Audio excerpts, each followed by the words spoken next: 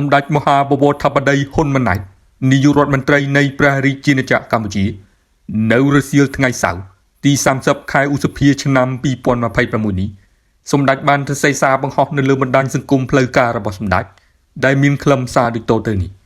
ម្សិលមិញខ្ញុំបានបង្ហោះសារមួយពាក់ព័ន្ធទៅនឹងការបញ្ចប់ការសិក្សារបស់ខ្ញុំពីសាលាបណ្ឌិតសភាយោធាអាមេរិក West Point កាលពី27ឆ្នាំមុនថ្ងៃទី29ឧសភាឆ្នាំ1999មានប្រជាពលរដ្ឋថៃមួយចំនួនបានចូលមកសរសេរបញ្ចេញមតិថាខ្ញុំបានទៅរៀននៅសាលាបណ្ឌិតសភាយោធាសហរដ្ឋអាមេរិក West Point តាមរយៈកូតារបស់កងទ័ពថៃការបញ្ចេញមតិបែបនេះជាច្រើនលើករួចមកហើយដែលខ្ញុំមិនដែលឆ្លើយតបដោយសារមិនចង់យកបញ្ហានេះមកបកស្រាយនាំតែវែងឆ្ងាយដោយមិនចាំបាច់ពេលនេះខ្ញុំសូមបញ្ជាក់បន្តិចដើម្បីបញ្ចប់ការយល់ខុសនេះតទៅទៀតជាចម្លើយខ្លីគឺខ្ញុំមិនបានទៅរៀននៅសាលា West Point ដោយប្រើកូតារបស់កងទ័ពថៃនោះទេហេតុផលគឺសាមញ្ញបំផុត 1. សហរដ្ឋអាមេរិកជាប្រទេសមហាអំណាចនិងមានលទ្ធភាពគ្រប់គ្រាន់ក្នុងការផ្ដល់អាហារូបករណ៍ទៅប្រទេសណាក៏បានដោយមិនចាំបាច់យកកូតាពីប្រទេសមួយទៅឲ្យបេក្ខជនពីប្រទេសផ្សេងទៀតនោះទេ 2.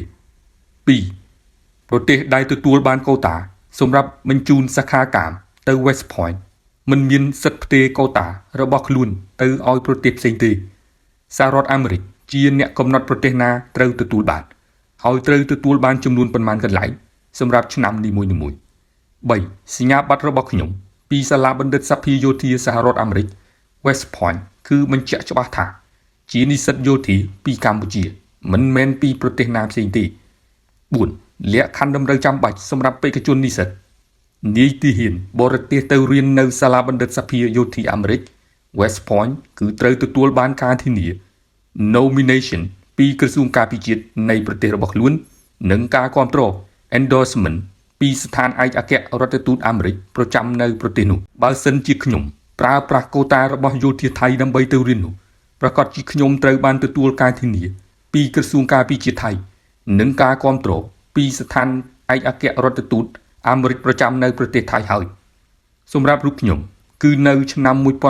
1995បានទទួលការធានាពីក្រសួងការពារជាតិកម្ពុជានិងការគាំទ្រពីស្ថានឯកអគ្គរដ្ឋទូតអាមេរិកប្រចាំនៅកម្ពុជាមិនមែនបានពីស្ថានឯកអគ្គរដ្ឋទូតអាមេរិកប្រចាំនៅថៃទេដូច្នេះបញ្ជាក់ច្បាស់ថាកូតាដែលខ្ញុំបានទៅរៀននៅ West Point គឺជាកូតាដែលសហរដ្ឋអាមេរិកផ្ដល់ឲ្យមកកម្ពុជាមិនមែនឲ្យទៅថៃដោយការលើកឡើងនោះទេបើអ្នកណាចង់បញ្ជាក់ថាតើវាជាការពិតឬមិនពិតនោះគឺងាយស្រួលបំផុតដោយអ្នកអាចសុំការបញ្ជាក់ពីក្រសួងការពារជាតិថៃឬស្ថានឯកអគ្គរដ្ឋទូតអាមេរិកប្រចាំនៅប្រទេសថៃថាធ្លាប់បានធ្វើការធានាឬផ្ដល់ការគាំទ្រដល់បេក្ខជនពីកម្ពុជាដើម្បីទៅរៀនជំនួសបេក្ខជនថៃនៅសាលា West Point ដែរឬទេអ្នកក៏អាចស្វែងរកការបញ្ជាក់ផ្ទាល់ពីសាលាបណ្ឌិតសភាយោធាអាមេរិក West Point តែម្ដងក៏បានលើករណីនេះខ្ញុំជឿជាក់ថាច្បាស់ថាគឺគ្មានករណីនេះទេ5ខ្ញុំសង្ឃឹមថាការបញ្ជាក់នេះនឹងបញ្ចប់នៅការយល់ខុសថាខ្ញុំបានទៅរៀនសាលា West Point ដោយប្រើប្រាស់កូតារបស់កងទ័ពថៃដែលមិនមែនជាការពិតពីខ្ញុំបាទសេងខ្មែរ